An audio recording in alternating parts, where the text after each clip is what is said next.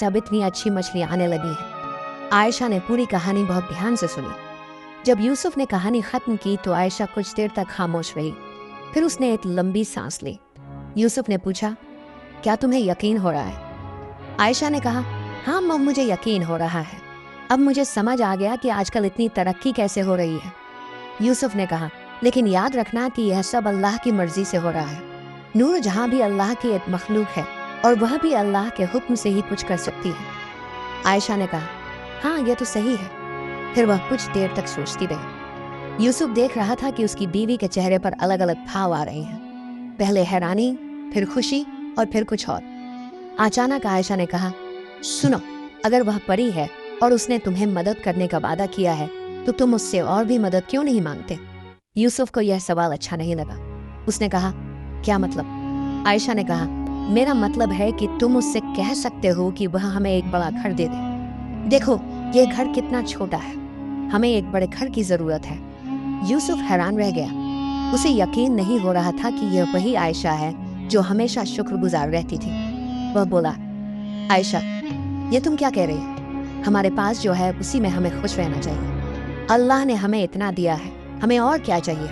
आयशा ने कहा, लेकिन अगर हमें और मिल सकता है तो हमें मांगना चाहिए। तुमने खुद कहा कि परी ने तुम्हें मदद करने का वादा किया है। यूसुफ ने कहा, देखो आयशा, मांगना सिर्फ अल्लाह से चाहिए। मैंने कभी नूर जहां से कुछ नहीं मांगा।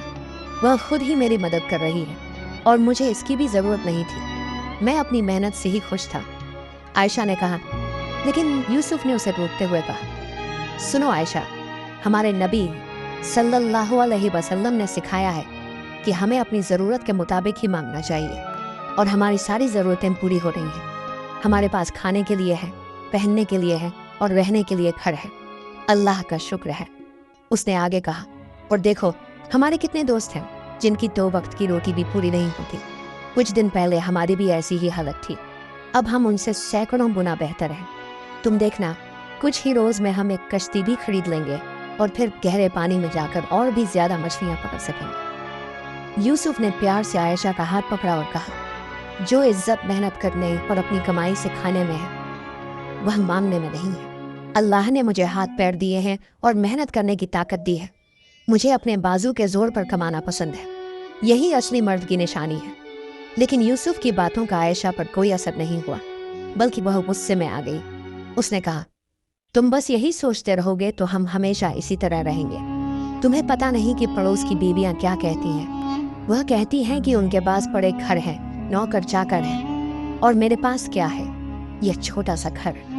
यूसुफ को बहुत दुख हुआ। उसने कहा, आयशा, तुम दूसरों से अपने आप को क्यों कंपेयर कर रही हो? हमें अपनी जिंदगी में खुश रहना चाहिए। दूसरों को देखकर लालच करना गलत है। आयशा और गुस्से में आ गई। उसने कहा, लालच? तुम मुझ पर लालच का इल्जाम लगा रहे हो? मैं तो बस अच्छी जिंदगी चाहती हूँ। इसमें गलत क्या है? अब यूसुफ और आयशा के बीच बहस होने लगी। आयशा जिद पकड़े बैठी थी कि यूसुफ को नूरजहां से एक बड़ा घर मांगना चाहिए। यूसुफ कह रहा था कि यह गलत है और उन्हें अपनी मेहनत पर यकीन रखना चाहिए। बहस काफ़ी देर तक चलती रही। आखिर में आयशा रोने लगी। उसने कहा, तुम मुझसे प्यार नहीं करते। अगर करते तो मेरी खुशी के लिए यह छोटा सा काम कर देते। यूसुफ का दिल पिघल गया। वह अपनी बीवी से बहुत प्यार करता था और उसे रोता हुआ नहीं देख सकता था। उसे अपने माँ बाप की याद आई जिन्होंने उसे बचपन में प्यार दिया था। उसे अपने चचा इब्राहिम और चची फातिमा की याद आई जिन्होंने उसे पाला था।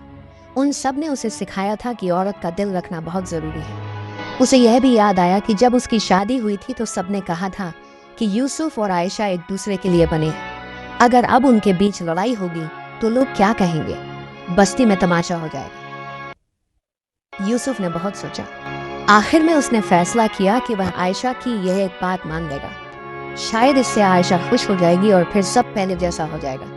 उसने आयशा के आंसू पोंछे और कहा, ठीक है, मैं कल समंदर के किनारे जाऊंगा और नूरजहां को बुलाऊंगा। मैं उससे एक अच्छा घर मांग लूंगा। आयशा की आंखों में खुशी आ गई।